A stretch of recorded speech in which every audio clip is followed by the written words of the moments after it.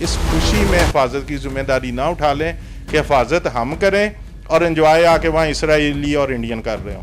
हम वहाँ के बंदरगाहों की हिफाजत करें, हम वहाँ के तफरी मकामात की हिफाजत करें, वहाँ इनके इंफ्रास्ट्रक्चर की हिफाजत करें, और वहाँ जॉब कौन कर रहा हो? हमारे दुश्मन कर रहे हो। मक्का और मदीना की हिफाजत की जिम्मेदारी पाकिस्तान के हवाले कर दी गई। जैसे ही इस मुआहदे पे दस्तक हुए तो पूरी दुनिया में हलचल बढ़ गई। अमेरिका हो, इसराइल हो या इंडिया हो, तमाम मुल्कों में हलचल पड़ गई और भूचाल आ गया कि ये पाकिस्तान और सऊदीया के दरमियान क्या मुआहदा तय पा गया है। जैसे ही ये मुआहदा तय पाया तो अमेरिका ने अफगानिस्तान की बगराम एयर बेस वापस लेने का अल्टीमेटम दे दिया। इसके पीछे क्या हकाइक है कि हमारे दुश्मनों ने ये फैसला कर लिया है कि एक पे हमला दूसरे पे हमला समझा जाएगा। लोग होते हैं वो आपकी हर हरकत को देख रहे होते हैं और किसी भी जगह शेयर भी कर सकते हैं। ईरान में पिन पॉइंट करके उनके जनरल्स को, उनके सियासतदानों को, जो जिस जगह से वो असला ले रहे हैं, उस असले की एग्रीमेंट में ये एक क्लॉज है। क्लॉज क्या है कि हम $1 बिलियन का असला दे रहे हैं, ये आप इसराइल के खिलाफ नहीं चला सकते। कर लिया तो मैंने चलाना किधर? मैंने अपने मुल्क में चलाना है। मैंने दुश्मन के खिलाफ 200 बम लेके ये बैठ गए चला। पाँव पे खुद खड़ा होना पड़ेगा, और उस पाँव पे खड़े होने के लिए कम से कम 50 से 100 साल चाहिए। तो ये नामुमकिन है।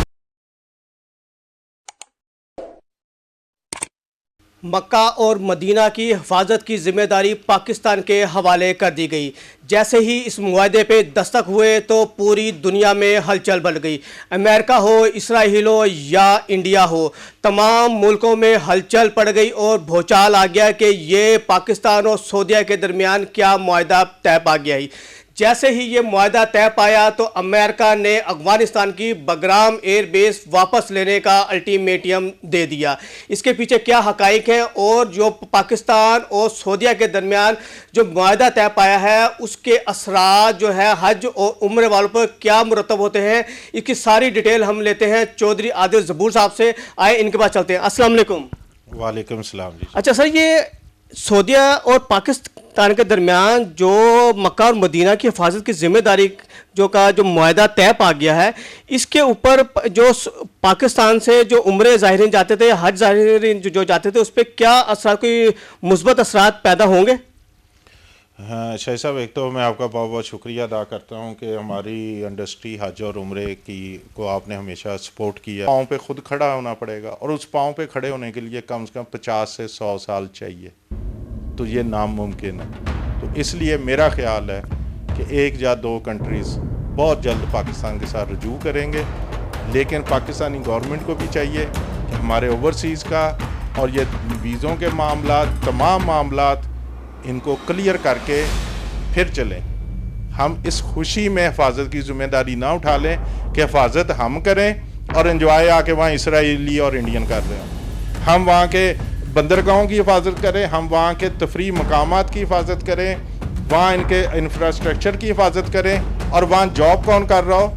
हमारे दुश्मन कर रहे हो। हिफाजत हमारी होगी, तनख्वाह वो ले रहे हो। तो ये पाकिस्तानी गवर्नमेंट को इस पे बाकायदा पेपर वर्क करके नेक्स्ट एग्रीमेंट पे जाना चाहिए। हाँ, जो सऊदीया के साथ हुआ वो हमारी अखलाकी जिम्मेदारी थी।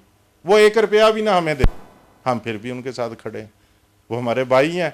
लेकिन बाकी गल्फ कंट्रीज़ के साथ पाकिस्तानी गवर्नमेंट को एक एक नोक पलक सीधी करके आगे बढ़ना चाहिए। उसके बगैर आप थोड़ा सा ही पीछे चले जाएं। 1 साल हो गया, यूएई ने हमारे विजिट वीज़े बंद कर दिए, हमारे वर्क वीज़े बंद कर दिए। इंडिया से आ रहे हैं, इसराइल की एम्बेसी खोल दी, इसराइल से बंदे आ रहे हैं, वहाँ आके जॉब कर रहे हैं। अब हम उनकी हिफाजत करें, उन लोगों की, उन इंडियंस की, उन इसराइलियों की कल को, और ये वहाँ से माल कमा रहे हैं और हम इधर बैठ के कहें कि हम तो हिफाजत कर इस पर अपना ना सिर्फ प्रोग्राम करते हैं, पब्लिक को आगही लेटेस्ट देने की कोशिश करते हैं। इस मुआहदे पे आते हैं। ये मुआहदा शाह साहब, मैं आपको एक चीज़ ज़रूर आपके तवज्जो से कहूँगा, ये मुआहदा ना भी होता तो फिर भी हम उस सरज़मीन की हिफाजत के लिए दिलो जान से और माल के साथ और हर चीज़ के साथ वहाँ हाज़िर थे। कि जब भी सऊदीया पे कोई भी मुश्किल वक्त आया तो पाकिस्तानी फ़ौज ने बाकायदा वहाँ ना सिर्फ उन्हें ट्रेंड किया बल्कि एक्शन भी लिए। तो ये एक फॉर्मल अब जो मुआहिदा हो गया है, इसके अब बहुत अच्छे असरात अब आने शुरू हो गए। जिस तरह कि आपने आगाज़ में कहा है कि तमाम दुनिया में एक परेशानी की लहर का भी करम है पाकिस्तान पे कि हमें अल्लाह ने ये ज़िम्मेदारी दे दी है। अब आते हैं हम अपनी इंडस्ट्री की तरफ। हज और उम्रा एक ऐसी चीज़ है जो कि हर पाकिस्तानी की ख्वाहिश है, हर मुसलमान की ख्वाहिश है। अब ये मुआहिदा हुआ है, इस मुआहिदे के तहत हम एक दूसरे के साथ बिल्कुल ऐसे हैं जैसे पहले भी हम भाई भाई थे, कोई दूसरा ना समझे, लेकिन पाकिस्तानियों ने हमेशा सऊदीज़ को भाई समझा। बल्कि मैं कहता हूँ सऊदी से बढ़ के जहाँ अरेबिक लफ्ज़ आता है ना, अरबी अरबी कौम आती है, अरेबिक का लफ्ज़ आता है। पाकिस्तानी जो लोड़ी ने पीछे माजी में रहा है कि इन्होंने हमारा एक मुकाबला करना शुरू कर दिया, लेकिन पाकिस्तानियों पे आफरीन है, इन्होंने हमेशा दिल बड़ा रखा। चाहे हमें कई और कौमों के बराबर आपने और कौमों का किया, पाकिस्तानी कौम को वीज़ों की सख्तियों से बाहर निकाले, ये आपका हमेशा शुक्रन ही करेंगे। जो लोग वहाँ पे जो एम्प्लॉयमेंट वीज़े उनके ऊपर भी कोई असरात हैं, कोई उनको भी कोई रिलीफ है? जी, ये आपने बड़ा अच्छा, मेरे ये ज़हन में पॉइंट नहीं था। अगर एम्प्लॉयमेंट वीज़े वालों को तो इन्हें फ़ौरन यानी कि ज़्यादा वहाँ नरमी देनी चाहिए। पहले हिस्ट्री में अगर आप देखें, एक दफ़ा जुल्फ़िकार अली भुट्टो साहब के दौर में एक एग्रीमेंट हुआ तो उस वक्त 2 लाख पाकिस्तानी सऊदीया गए। उसके बाद खैर जाते रहे, लेकिन उसके बाद अरब कंट्रीज़ ने एक कोई कोटा सिस्टम कर दिया जिसमें कि एक पाकिस्तान का कोटा, फिर इंडिया का कोटा, फिर और कंट्रीज़ का कोटा। मुसलमान कंट्रीज़ का आप कोटा रखें, कोई इशू नहीं है। इन्होंने साथ इंडिया का कोटा हमारे पाकिस्तान से हमेशा ज़्यादा रखा। उसकी वजह से वहाँ हमारे जो ओवरसीज़ पाकिस्तानीज़ हैं उन्होंने हमें काफ़ी जो हमारे तक मालूमात पहुँचती थी कि जहाँ भी कोई इंडियन अच्छी पोस्ट पे चले जाता था, वहाँ तमाम पाकिस्तानियों को निकाल कर इंडियंस को लाया जाता था।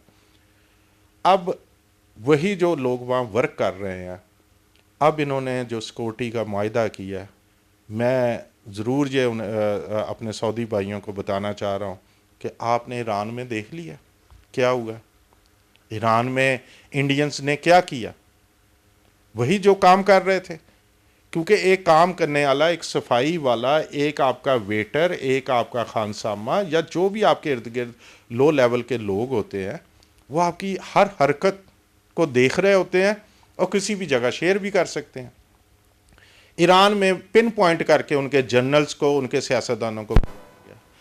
तो मेरी यही रिक्वेस्ट है कि जॉब वालों के लिए भी फ़ौरन नरमी सऊदीया को तो फौरी कर लेनी चाहिए और बाकी अरब कंट्रीज़ को भी इस पर सोचना चाहिए। अच्छा, जो दूसरे ममालिक हैं, अरब कंट्री है, वो भी इस मुआहिदे में शामिल हो सकते हैं क्या? उनको इस मुआहिदे में शामिल नहीं होना चाहिए कि अगर उनके ऊपर जैसे कतर में अटैक हुआ या ईरान पर अटैक हुआ, क्या उन अरब कंट्रियों पर भी अटैक हो सकता है?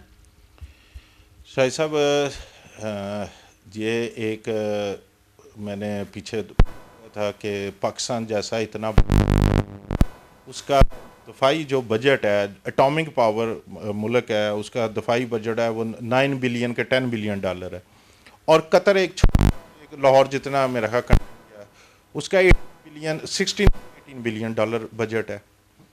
अच्छा, अब उन्होंने जो एग्रीमेंट अमेरिका के साथ किया हुआ है या जो जिस जगह से वो असला ले रहे हैं, उस असले की एग्रीमेंट में ये एक क्लॉज है।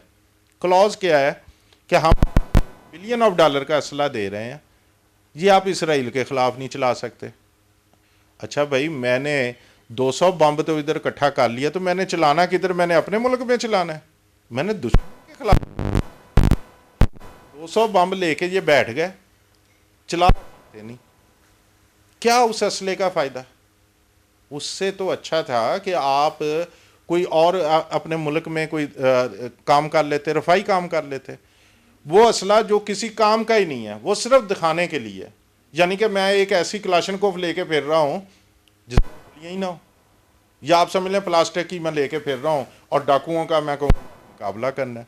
और लोगों को मैं दिखाऊं कि मेरे पास कलाशनकोव, और दूर से लोगों को पता है कि ये प्लास्टिक है। तो ऐसे मामलात इनके साथ हो गए। हमारे अरेबिक जो कंट्रीज़ हैं, गल्फ़ कंट्रीज़ हैं, उनको डराया गया, धमकाया गया कि जनाब ईरान आपको खा लेगा। ईरान के नाम पे ट्रिलियन ऑफ डॉलर्स का असला बेच दिया गया। ईरान तो मुस्लिम कंट्री है, उसने आपके ऊपर कहाँ हमला करना है? नाम करके ये असला बेचा गया। और जब अब वो असला इतना ज़्यादा जमा हो गया कि अब इसराइल हमला करता है, वो कर ही नहीं सकते। ना वो जहाज़ उड़ा सकते हैं, ना वो मिसाइल मार सकते हैं, क्योंकि अगर वो जहाज़ उड़ाएंगे पीछे से अमेरिका ट्रिक कर बटन बंद करेगा, जहाज़ अंधा हो जाएगा। वो जिस तरह आपने सुना है कि पाकिस्तान राफेल अंधे कर दिए थे, उन्हें पता ही नहीं था। इसी तरह उन्होंने जब मिसाइल चलाए तो हमारे सिस्टम ने मिसाइलों को और वो अफगानिस्तान जाके गिरे। तो ये यहाँ से मिसाइल मारेंगे तो हो सकता है वो मिसाइल वापस ही नहीं। तो ये वो के बैठे हुए हैं।